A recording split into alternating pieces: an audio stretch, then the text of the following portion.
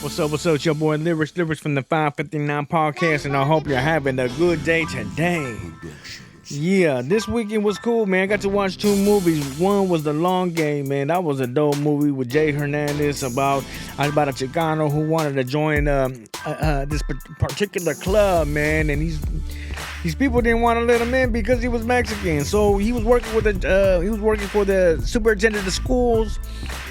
Got with these students and started their own club, and yeah, man, the movie just kind of went there, it just got good. It was good. It's a tearjerker, man. Even Cheech was in it too, man. Funny from Cheech and Chong, man. Hilarious movie. Then the second one I got to watch, man, was Don't Tell Mom the Babysitter Was Dead, man. Y'all ruined a good white classic movie, man. I'm just gonna say I love black movies, man, but this one, I don't know. Respects to the kid though, young Curtis, man. You did a great job, man. Straight out of Fresno. Yee. But anyway, man, it was cool. Just know when grandma shoots the gun and she starts acting all gangster, man, you're gonna cringe a little bit. You may want to walk out of the theater like I wanted to. Hey, man, so right now I got a dope guest. I can't wait to bring him on. The homie of mine. Been knowing him for some years now. He's worked on a lot of our projects. He also worked with George Lopez on a show called Lopez on TV Land. He's done scoring, composing, music, and producing, and a lot more. Let's just bring him on. Let's get it. What's cracking, Vic? What's up, Lyrics, man? What's going on, brother? How you doing, man? Bro, I'm good. I'm just chilling, man. It's about time I get you on, bro. What's up? I know, man? It's been a minute, man. It's been a minute, bro. I know, man. Life happens. We're ripping and running, bro. What's good? Not much, bro. Yeah, definitely. Because you're always busy, man. You're always in the studio. You're always working. Man, I try to stay busy. You know what I'm saying? I try to stay busy. I try to just keep my mind going, bro. You know what I mean?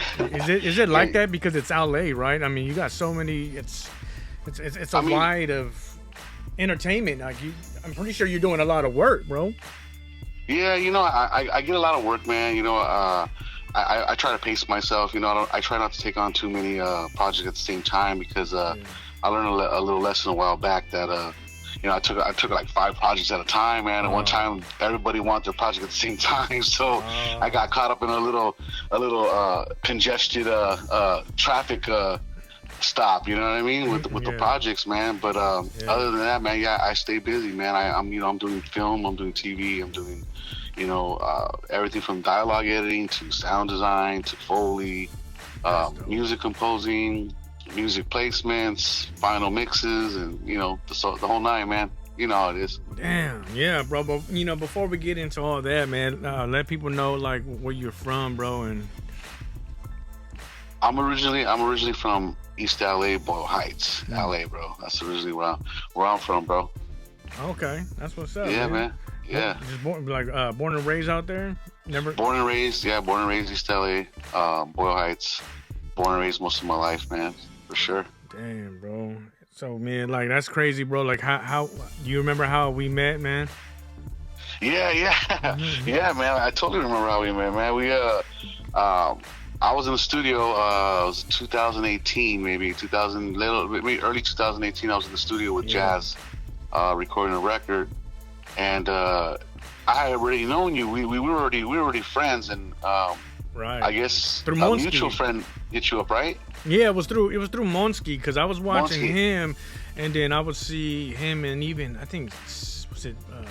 I know you worked with Big Citric too, right? Like all you guys kind of just hung out with each other a lot, bro, right? So I mean, obviously social media, and you're just like, oh man, these guys are interesting, Yeah, for sure, man. I appreciate that, man. Yeah, me and Citric did Lopez together. Yeah. So, and me and Citric go back, man. I mean, I've been friends with Big Sit since, I was 15 years old.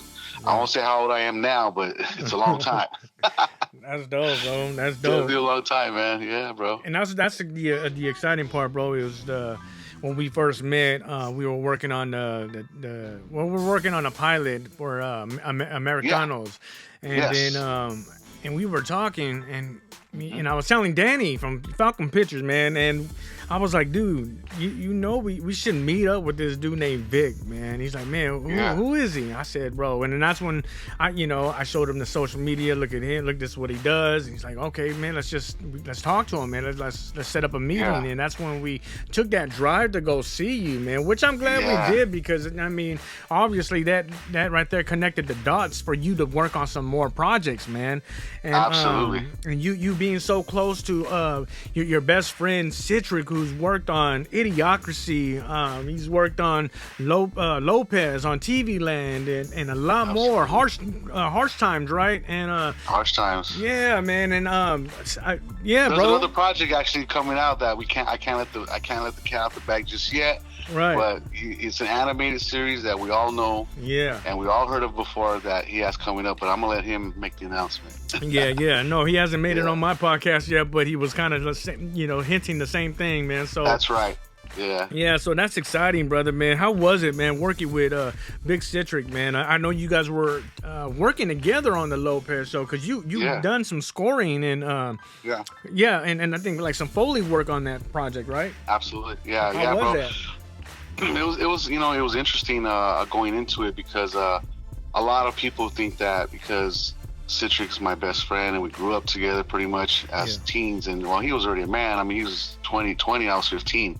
So right out of high school, man, they took me on tour, and I was on tour with them right out of high school, touring Mexico, all of Mexico, and all over parts of the United States. And it was a dream come true to finally work on something that was a statue, if that makes any sense. Like, we got our big break finally, you know what I mean? Yeah. And I was happy for him. I was more happy for him. At the time, I don't think I want to say that emotionally I was in a good place.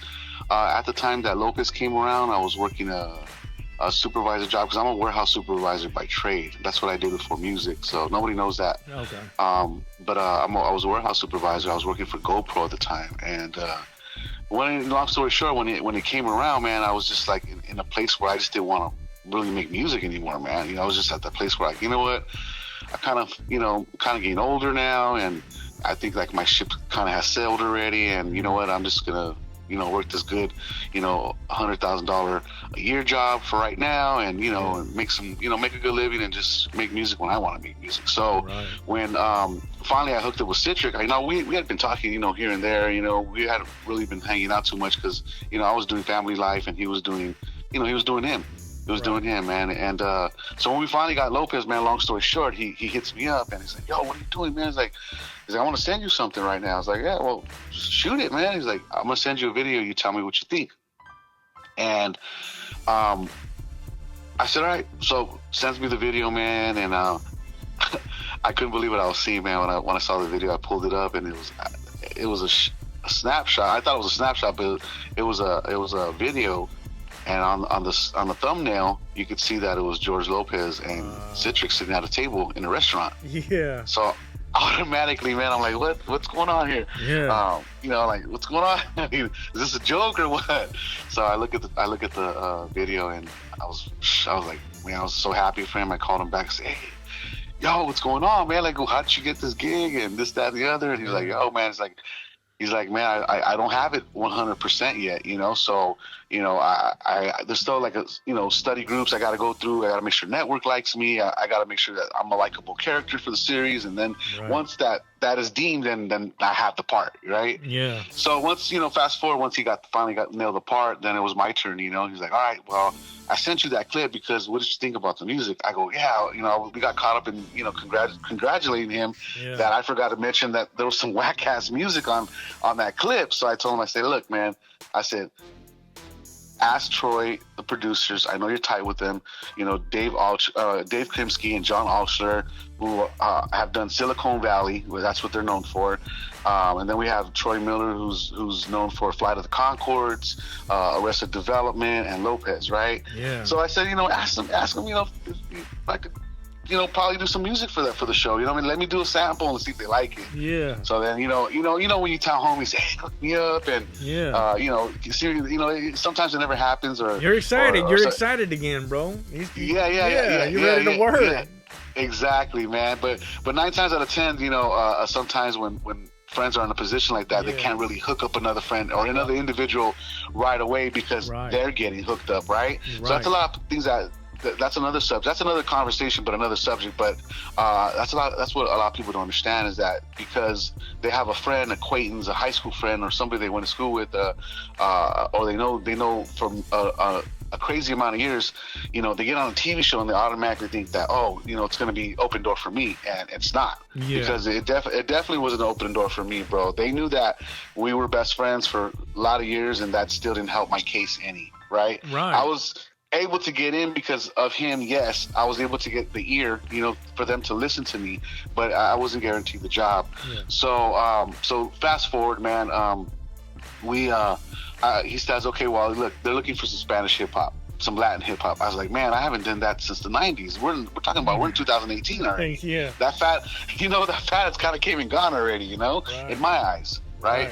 The trap scene is starting to come in and blend in. All this auto-tune stuff started to come in, and some music's changed already. No one wants to hear, Latin hip-hop no more. And then there's a market for it. There's an audience for it. There's an audience for everything, right? But there's always an audience for it, but it's just not in the mainstream no more like it was.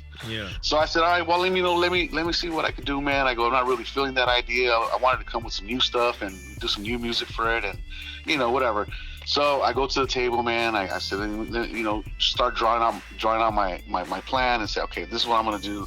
This is how I'm gonna go about it. So I start getting in the lab. I start pumping out music. Start pumping out beats. Next thing you know, 2 days later, Sid's calling me, hey, yo, do you have any music ready? They want to hear something. I'm like, dude, it's only been 2 days, bro.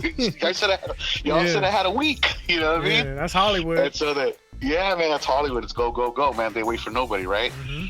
So long story short, man, I had maybe a grace period of a week. At the end of the day, they gave me like a week, and they wanted 20 tracks, bro. They wanted 20 plus tracks in 1 week. And I was like, man, there's no way. I'm rusty in that genre, so there's no way I could do 20 tracks in 1 week. I mean, no way. But lo and behold, man, I pushed myself, and by like the following week, I had like 13 tracks. And so he calls me, bro, and he's like, dude, how many tracks you got? Like, Citric was on me, bro. He was on me every day. Yo, doggy, what's up, man? You got tracks? You cooking? I'm like, yeah, man, I'm cooking, man. You stay cooking, dog. He's like, because I already know they're gonna ask me for the music. They're gonna ask me for the shit, bro. So you better be ready. And I was like, all right, man. So sure enough, man, he went into a meeting, and they had a network meeting that day, and it was a Tuesday, and they said, let me hear the tracks. So Sid starts playing the tracks, and track 1 plays, track 2 plays, track 3 plays, and by track 3, Troy Miller steps up off his chair and is like, that's it. That's what I want. This is the sound that I want for the show. This is the Lopez show, right? Exciting. Right? Exciting. But not so exciting because I still had to go. So now Dakota Pictures and Troy Miller, they're the production team. That they're the producers and production of. Now I have to go through the network, which is TV Land, and they have to approve it, and then I have to go through the music collective that they already hired. So anytime a movie's getting made or a TV show's getting made, usually the big studios like to hire what we call a collective. And it's basically a company that already is equipped with every genre of music, and all they have to do is drag and drop the right music onto the right picture, and it's a wrap. They're not composing nothing. They're not doing, I mean, sometimes it'll call for a compose here and there, a composition here and there, but not really, right?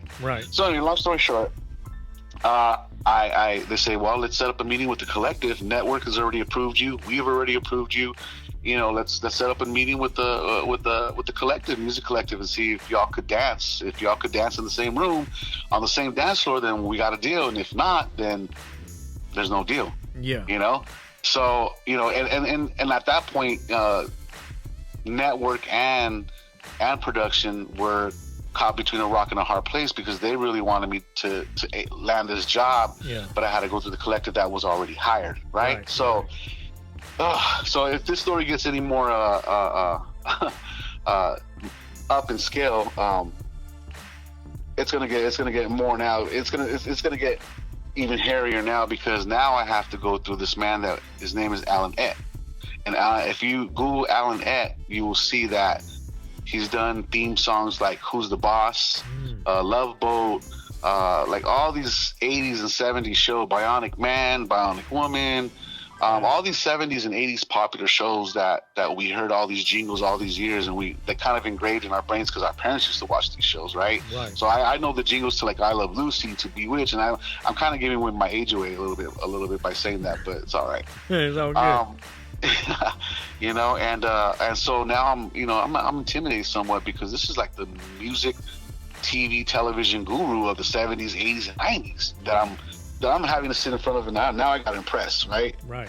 So I go in, man, and we go into the meeting, and our representative from Dakota, Lincoln Severi at the time, goes in with me and Citrix with me at the time, and we go into the meeting, man. We meet this guy named Ryan Neal, and he greets us at the door, and he's like, "Hey, what's up, man?" He's like, "This must be Vic," and yeah, Vic, Citrix, I know who you are, and Lincoln, hey, what's up, and he's like, "Come into the office," and they treat us like kings, man. You guys want, what do you guys want? Latte, soda, whatever, you know how those Hollywood people are, man. Right. And we sit down at the table, and Alan's he's not even nowhere to be found at that point, right? We're all sitting there waiting.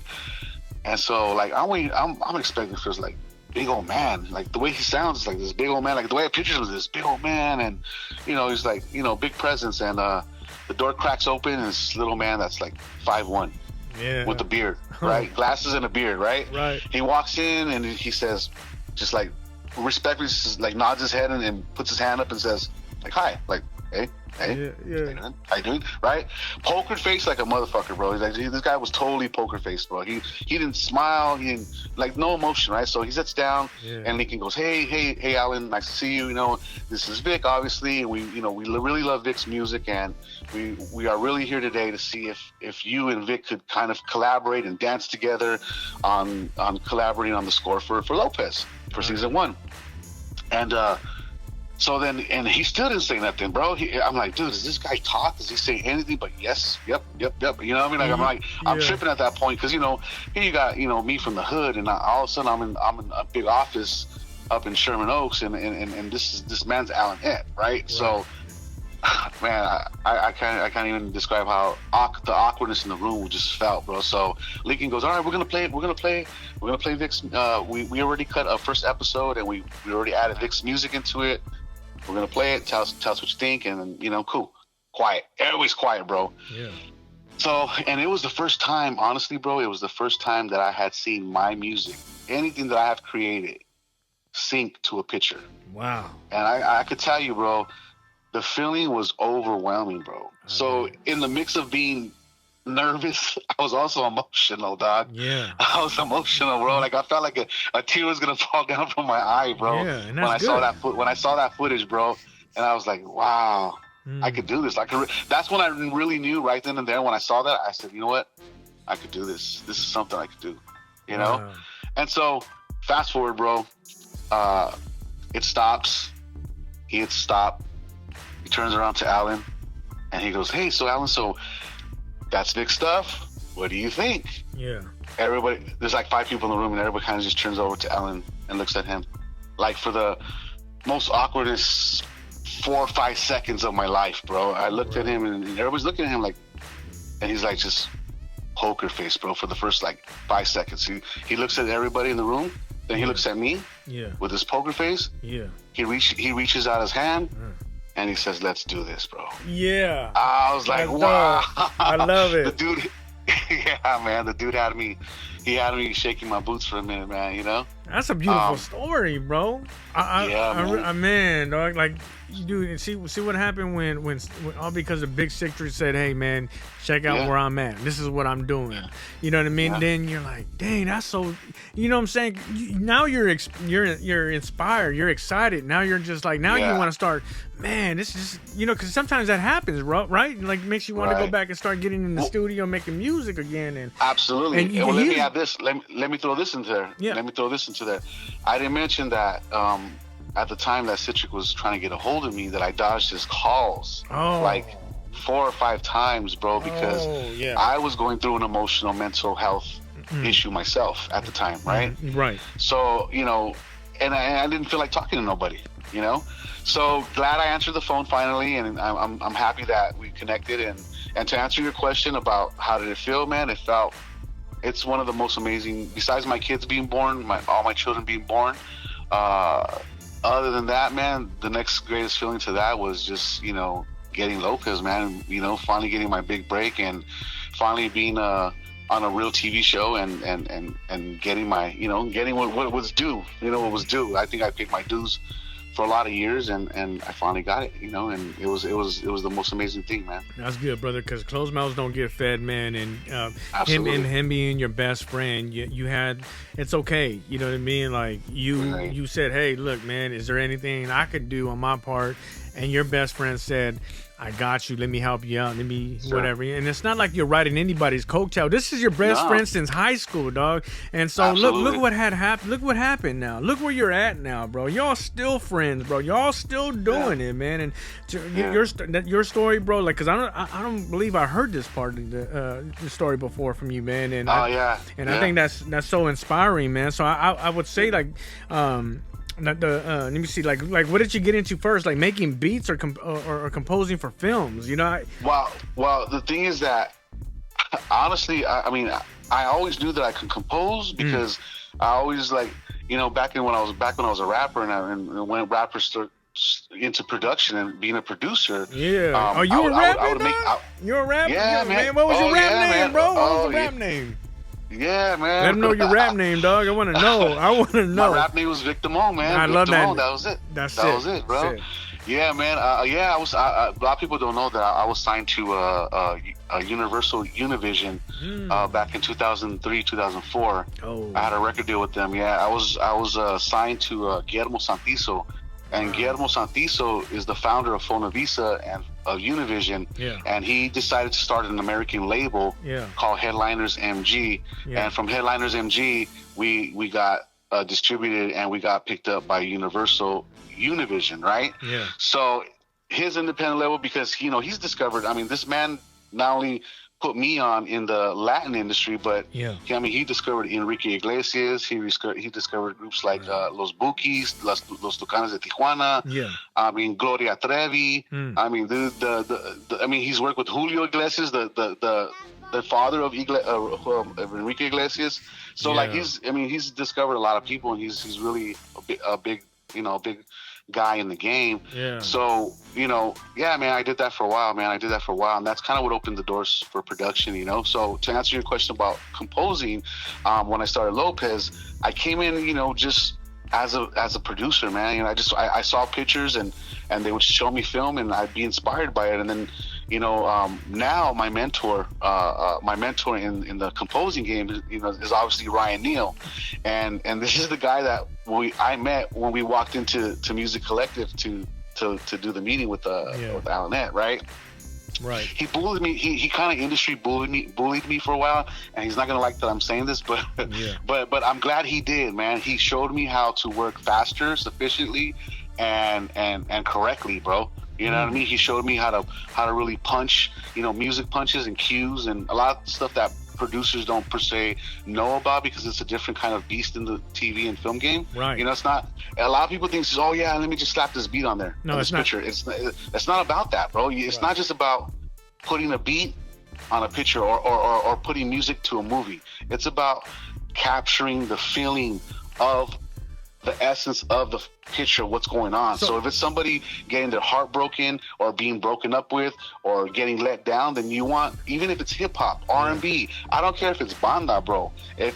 You need to design something and create something that says he's heartbroken. So he, you know what I'm saying? Let me pause you right here. So go ahead. Is that why you show up on sets? So you can get the feel of things, so that it could just like, okay, now I know what's going on here.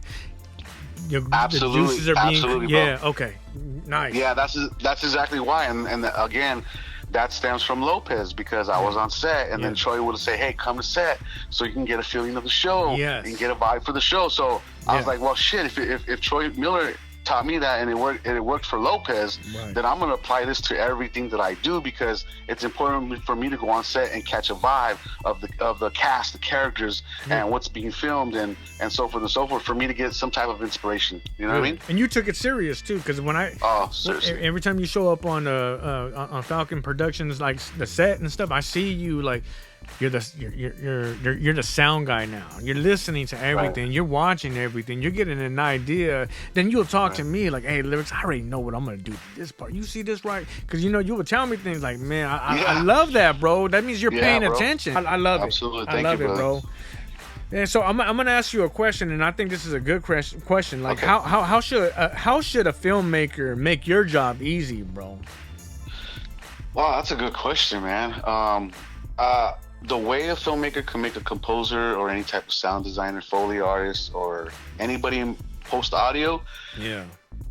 make sure they have the tools they need. And that's always providing the proper files, the proper video files, the proper audio files.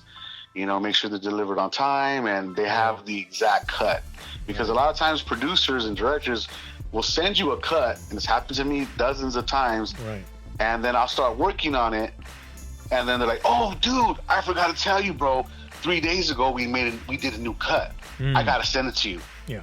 And they're really not giving a shit that you have to do double work, dog. They don't give a shit. Yeah. They hired you to do a job, and it's not their job to come to you and ask you, "Oh, do you mind if we cut our film?" You know what I mean? You're working with them, not for them, but with them, right? I don't ever like to say, even when people work with me, I don't like to ever say, "Oh, you're working, below me," or "You're working," I always like to say, "You're working side by side with me, bro." Right, you know what I mean? Right. You never want to say, "Oh, you're working beneath me," or you're below me," or whatever.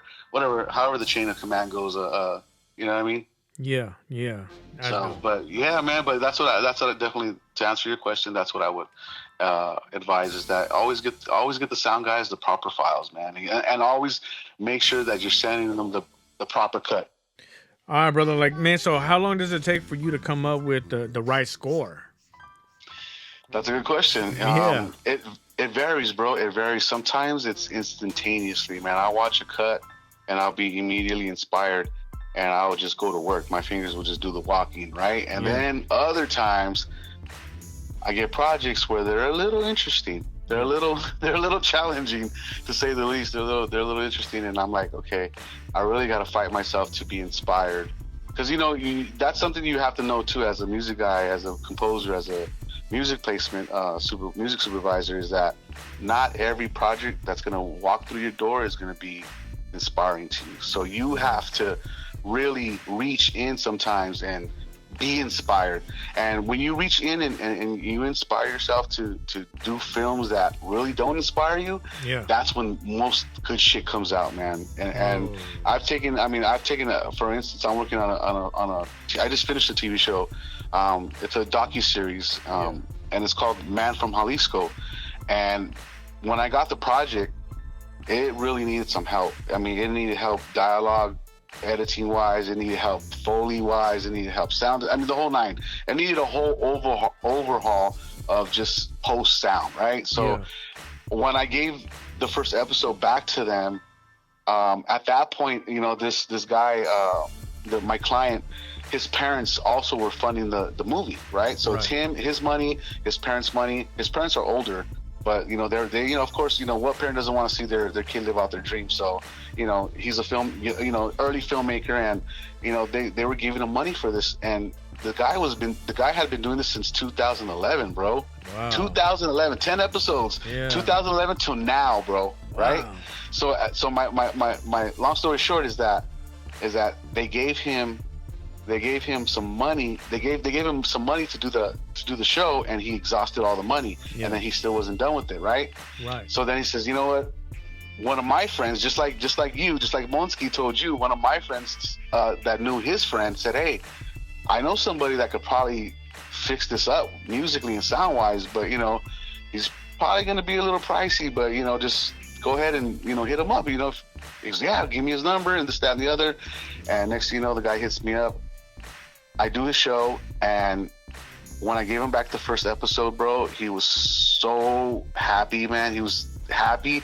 The dude gave me a bonus, bro. Just because this is just the first episode, mind you. Okay, it's not all 10 episodes. It's the first episode. Yeah. So what I did, I took it, I treated the dialogue, I upgraded all the little Foley they had, sound design. I added a bunch of stuff, ambience. I just made it pop, bro. Right. Right. Well, long story short, bro, his parents ended up giving him more money after they saw the first episode. Yeah. And I thought to myself, man, if I would have sat there and this pertains to your question, if I would have sat there and not been inspired and just gave him some kosher shit, like some whatever shit, right? If I would have did that, I would have, the dude would have never got the budget to finish the whole project, right? So in a sense, I'm happy that I sat there and I reached in and I said, all right, you know what? I see this diamond in the rough, and I'm gonna go ahead and make it. I'm gonna polish it and make it shine. And that's what I did, man. And that's what I say, man, is that not every time you're going to get something that's inspiring. Sometimes you're going to have to reach in there, grab it, sit down, focus. Yeah. But see, that's what I like about you. But because you remember when America... Oh, go ahead. I'll let you go ahead finish, and I'm going to tell you what I'm going to say. Oh, no. I was going to say, no matter how much you get paid, bro, you can be getting paid $500 to $5,000. Yeah. I always do a 100% good job, bro, because we got to remember your name's behind everything. Yeah, no, but 100%. Just like when we did Americanos, it was like, okay, like, oh man, you know. Yeah, tell them about that. Tell them how that was. Yeah, no. So like when we went on your, we went to your studio, we had showed you the Americanos, the way we filmed it, right? Yeah, I mean, absolutely. It wasn't bad for, you know what I'm saying? It was okay, but it wasn't like, okay, like if we're gonna really do this, man. And I love your honesty, because you're like, if you really want to do this, we got to do this right. That means we got to reshoot everything. We have to do this, we have to do that. You know what I'm saying? Like I'll take what you have right now so I could show you, and I'll add my Foley, I'll add my scoring, I'll add my producing behind the scene of what you have right now, which you did, and you murdered it. It sounded great. You made what we have look good, but at the same time, it was like it needed to be corrected. And that's exactly what we had to do. We reshot everything with a bigger budget, and it looked really good with your same thing, scoring and Foley, everything, bro. And it was, you know what I'm saying, it was dope. You know what I mean? Thank you, brother. So, I appreciate that. And just to see you go to work and see you make that happen, bro, was like, man, bro, like I really like this dude, man. I'm so glad I connected that dot, man, because like this is the right man for the project. I mean, I'm telling anybody, whoever wants to work with Vic, man, you should work with Vic, man. Like it, because for all the things that you do, bro, like you put a lot into like your you know what you do, bro, because you do it all. You do it all. Man, like one-stop shop. Man, you are the one-stop shop, bro. I appreciate that, man. Yeah, I try to be a one-stop shop. Yeah. You know, like a lot of people like to, instead of, you know, I always say, and I always tell Danny this. I say, look, man, I said, I'm doing 5 individuals' jobs, just myself, right? I said, to do what I do, you have to hire 5 different individuals, because a Foley artist is a Foley artist. Right. A sound designer is a sound designer. Right. A music supervisor is a music supervisor, and a composer is a composer, right? Yeah. They don't all have. They're not everybody is multi-talented. And I'm sorry I say it that way, but not everybody is multi-talented. Some people have one talent. Some people have 2 talents. Some people have multi-talents. But whatever it is, if it's 1 or 2 or multi, you're talented, right? That's kind of what I say. But you know. But I like the fact, but I like the fact that you just didn't just take a gig like that, bro. Like you were still like, let me give you advice, or let me tell you, like, nah, this is not gonna work out. Like, so my next question to you, like, have you ever said no to a gig? You know, and why? I have. Yeah. I have, dude. I have, because, you know, and this pertains to a question that you asked me earlier. You asked me, hey, what's advice that you can give a director? For you post guys, your sound guys, what's the best advice you can give them to you? Yeah. And my thing is that these projects were all over the place. Right. Files were not, they weren't delivered on time. They piece by piece, really super low budget, and an extensive amount of work, bro. Like the work, the scope of work was just like ridiculous for the money they wanted to pay. Right? So, and then I know there's times where I've been pretty just booked, and I have to pass on, because early on my journey, my sound design and Foley and journey, I learned the hard way. I took on like I didn't know how long it was gonna take. You know, like I just had my first Foley job, and it was like, oh, I could do this, man, and started doing it, and I said, I felt like I had the hang of it, and anyways, long story short, I took about 4 or 5 projects, and guess what? Everybody wanted their project at the same time, and I found myself in a wreck, bro. Yeah. You know what I mean? So my advice too, and another advice I would give out to anybody in post and audio is like, pick and choose your projects, man. make sure you're passionate about them. If you some people have to do it because they need money, man, and I get that. Some people can't afford to pass up work, you know, like, you know, sometimes I can't afford to pass up work, you know what I mean? It's just the nature of the beast, bro. But you know what, sometimes it's hot, sometimes it's cold. But then also too, like, is there like any kind of like morals or restriction? Like, I think that would be, I think that's a good question, because it's like, as an actor, you're like, I won't do this, I won't do nudity, I won't do any gay scenes. Absolutely. Yeah, go for it. Yeah, absolutely. Yeah, no, absolutely, bro. There is some morals, man. I mean, obviously, I'm not going to do anything that's, you know, a total mockery of God and, you know, and my faith and who I believe in, you know? Right. Obviously, if it's, you know, demonic and too demonic and it's just like Satan and you know, all kinds of, you know, stuff that's not supposed to be in there, you know, spiritually, then my morals will kick in, and I'm gonna pass on that. And it could be $20,000, $30,000. I won't do it. Man, that's $40,000, $50,000, $100,000. I won't do it. Wow, man. Yeah. What? Hey, that's, you know what? God over money, baby. That's God right. Over money. That's right, man. Look, bro. Like, what do you do to prepare yourself when you're in the studio, man? Like, before you about to work on something right now, man. Like, I don't care what it is. You just let. I mean, do you get a couple drinks? You smoke a little bit?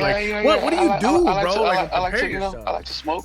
Okay. Yeah, man, I like to smoke. I like to smoke a little bit. Yeah. You know, I'll have you know, my choice of drink is a cognac. So when I'm in the studio and it's after, you know, a long day, sure, I'll pour a glass of Hennessy and on the rocks with a lemon twist and kind of clear my mind and get back in here and be inspired again, man. That's what's up, man. That's right. I'm not, you know what I'm saying? Like, I think that's so dope, bro. Like, everything that you're doing, bro, like, I'm inspired, man. Like, so who inspired you? Well, man, I mean, honestly, man, I mean, the number one people that inspire me are my kids, bro. Yeah. Those are the number one people that inspire me, bro. You know, God, my kids, my girl. That's what inspires me, man. You know, that's what really inspires me. Other than that, man, I'm always inspired every day because I love what I do. You know, I get up loving what I do, and a lot of people say that I'm lucky that I get to get up every day and do what I love to do and make money at it. You know, and that's kind of how I saw life. You know, like, you know, when I was in the warehouse, I wasn't really a happy camper, man. You know, I was making good money, but I wasn't really a happy camper, man. I felt like that was what I had to do to make money and survive and to make a good living. If this music thing didn't crack off or I never got my big break, then that's where I was going to be at. And I was okay with it. But once I got a little older and I started seeing my skills kind of like fade away a little bit, I was like, whoa, wait a second. It's time to brush them up again. It's time to get back in the music game. Yeah. It's time to start working with some music artists or somebody that I'm passionate about or something I'm passionate about and getting in there. You know what I mean? I think that happens to a lot of us, bro, because I remember there was a time where I stopped rapping and I sold all my equipment, bro. Like, for 8 years, I was done. But when I got into the film industry, bro, like just filming and having fun, just meeting people, I was like, you know what, man, why not? My buddy was telling me, like, hey, bro, let me just produce some music, man. Let's just have fun with it. You rap, whatever. But I was like, you know what? I should, to create soundtracks for films. You know what I mean? And you have a lot to do with that, too, because you always hit me up and said lyrics. What do you got? What do you got? Lyrics, man, come on. I want to help you out. I want to get you out there. I want to do, like, you know what I'm saying? You have a lot to do with that, too, and I appreciate it, man. I appreciate that, man. You know, just my age, 40 years old, and the fact that it's like, you know what, man, I still kind of got it. You know what I mean? I'm still doing it. Why not? You know what I mean? Like, why not do that? You know what I mean? Why not put out some music for some movies? You know what I'm saying? So absolutely, man, it's a beautiful thing, brother, man, and I'm excited, man, like for like what's gonna happen in the future and whatnot, man. And man, we got some lot of stuff cooking up, man. But let me take the time too, also to thank you, man, because I never had the chance to thank you, man, for being inspiring individual, man, and always wanting to not be selfish, man. You're always one of those people that I've always seen in the background, man. You were the forefront of all this, man. You know, like, you really were responsible for bringing me to Falcon and Falcon to me, but not also that, but bringing them out here to Hollywood. Yeah. You get what I'm saying? Yeah. You and then I kind of seen you after that happened. You kind of took a step back and you were really quiet. You never talked bad about nobody, bro. You were not included in a lot of stuff that I saw out there, and I'll be real with you. Yeah. You weren't included, but even through all that, bro, You stood solid, bro. I have the most up respect for you, bro, and love for you, bro. So Thank you. just wanted to tell you that, bro. No, thank Sure. you. I appreciate that, man. I love you, man. You're a big I love brother you of too, bro. mine. Every time I'm on set with you, man, or hanging out, man, there's always Yeah. some good vibes, laughing, having a good time, clowning, or whatever, bro. It's always Yeah, man. We went to Atlanta the first time together, Atlanta bro. was Our very dope. first time. Yeah, brother, man. Yeah, let them know, man. We at the the old Tyler Perry studio, man. Yes, You set we were at that the up, old Tyler Perry studio. and you Yeah, set man. that up. Yeah, actually, I set that up, but I have to give my friend Jaime Peralta. Yes, Jaime. Who's out there? Jaime Peralta. He's a good guy. Shout out. Good friend. He's the one that set that up for me, and I just want to send a shout out to him and his family. Yeah. And condolences about his wife, and yeah, man. Hope everything gets better. I didn't know she passed away, brother. That's probably probably why I haven't seen him so much on social media, man. Mm-hmm. My condolences, Jaime, man. Really, really good dude. I like him, man, and because. But blessings to him and his family, man, and only God knows why. But no, we had a great time at the old Tyler Perry studio, man, which was picked up by the Aaron. How do you pronounce her first name or last name? Aru brothers. That's right, man. Ozzy Aru, yeah, man. Yeah, they kind of kept everything the same, huh? A lot of the houses, the projects, like because there was a lot of great. Madea was filmed there, right? Like, I mean, all the Madeas, all the seasons of Cobra Kai, or the recent seasons of Cobra Kai were filmed there. Yeah. A lot of weekend videos, future videos. I mean, the list goes on, man. They're filming all kinds of stuff there all the time. So I remember we were leaving. I think the Uber picked us up, and then you were talking to somebody on the line. I think she was working on a big project or something, and she was telling you that Ludacris was right there. Like Ludacris just passed us or something, like because he literally passed us. He bro. literally passed us. Bro, we were outside in the front. He pulled up.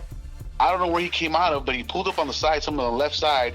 And, I don't know if you remember, there's a little, concrete little pathway on the side of the building that leads up to the front door, right? There's one on the side, left side, and one on the right side. And there's obviously a paved path, obviously, going to the front door right at the front of the building. So we were right there, and I saw a little dude walk in, man, because he's little, bro. He's like 5'2", bro. No, he's not, is he? Yes, he is. Ludicrous, he's small, bro. Dog, yes. That's why you didn't notice him. That's exactly why you didn't notice him. I didn't see him. You're looking out from big Ludacris, bro, but he's 5'4" or something like that, bro. What? Yeah, man. He passed us by. So she called me, right? And she goes, "Hey, she's like, are you at a Roosters?" I go, "Yeah, we're out here in the front." She goes, "Okay." She's like, I'm here. Yeah. She's like, "I'm already up in the office." She goes, "But Luda's coming in through the front." I was like, "What? I don't see no Luda." And yeah, dude, he had passed us up, dude. I remember seeing the little guy in the hat. He wasn't all froed out, or he wasn't like looking like, out there to be recognized, but he was incognito, and he pulled up and slide right in. But apparently he goes and works out at the gym there. That's what they said. That's what we found out. Yeah, that's what they said. Yeah, that's what he said. I remember I was in the office, the big time, the old Tyler Perry office, which is his now. Yeah. Right. Really, man, them doors, I mean, it was just huge, bro. Tall and he was doors, like tall doors. Yeah, bro, like giant doors, bro. He looked at me, he goes, "Bro, where you're sitting at right now," what did he say? Shaq O'Neal was here yesterday. He was sitting on the same chair you're sitting at right now. I'm like, what the hell? Man, boy, like just some celebs, everything. Man, it was a great time. I had a good time, brother. It was good man. Until when remember we had to get back, and then stupid they what's her name? Gina forgot her purse, or I don't know what happened. Man. And then you and I ended up getting on the plane together. Remember? Yeah, then we got on the plane together, and until we touched down, I'm like, wait a minute, how am I gonna get home? How am I gonna get home, bro? Like these guys decided to stay back. They stayed back because and then I was like, damn it, man. And Big Citric dropped me off to the train station. When I was like, man, I hope I don't get robbed. I never did the train thing, nothing, man. But I got home. It was cool. It was dope, man. I had a good time, man. So Vic, what great advice would you give to somebody who's listening to this podcast right now? Like, it could be anything, bro. Like, with what you're doing, like with the scoring, composing, producing, and they want to try to come up in the game. Like, what advice would you give them? My best advice would be, if you're passionate about multiple things, find the one thing that you are most passionate about, and execute and conquer that first before you go on to the next. Okay. Right? It's like filmmaking. You know what I mean? I see a bunch of guys out there making films. and they're not finishing anything, right? They're not finishing nothing, you know. And you want to be able to take a project at a time, finish it to the best of your ability, put everything, your blood, sweat, and tears into it, finish it, put it out, and then move on to the next. So my best advice is be passionate about one thing first, execute, conquer, and move on to the next. And be passionate all the time. If you're not passionate about it, then drop it. Move on to the next thing. That's right. That's right. Yeah. Love God. Yeah. Put God first, and everything else will follow, bro. That's right, man. Yep. Exactly, bro. Yep. It's hard, man. It's hard. You know, but you got to put your faith, man, in there. No, you got to. You should. I think you should. I mean, for those who don't believe, that's fine and everything, man. But you know, Right. as us believers and stuff, like that's what we fall on. That's what we Absolutely. that's what puts it, holds us together and make things happen. But anyway, brother, man, let them know about your social media. How can they follow you? Oh yeah, you can hit me at Vic Demone, no Losco on Instagram, and that's the only really social media I have, man. I don't do Facebook or Twitter or anything like that. No, So Vic Demone sorry, you're gonna have to cut this, bro. So let me start over. No, it's all good. We ain't cutting nothing. You just keep going, dog. You're good. We're raw and uncut. They can find me at Vic Demone no Losco on Instagram. Yeah. There you go, y'all. If you want to follow him, man, if you want to hit him up, I'm pretty sure you're not gonna mind to respond to something like that, man. Like you responded to me, man. Any advice you have or any if you want some work done, if you're serious, you got to be serious though, man. For those who are listening, man, if you want your film to be proper, man, this is the man that you really need to hit up as far as scoring, and probably cheaper than a lot of people in Hollywood. You know what I mean? I'm not saying you're expensive. I'm just saying you with everything that you do, bro. You're reason. You know what I'm saying? Like, yeah, I'm reasonable, but I try to bring high caliber sound to a picture, bro. That's the only thing I can say is that I always try to bring high caliber sounds and music and placements and compositions to a film.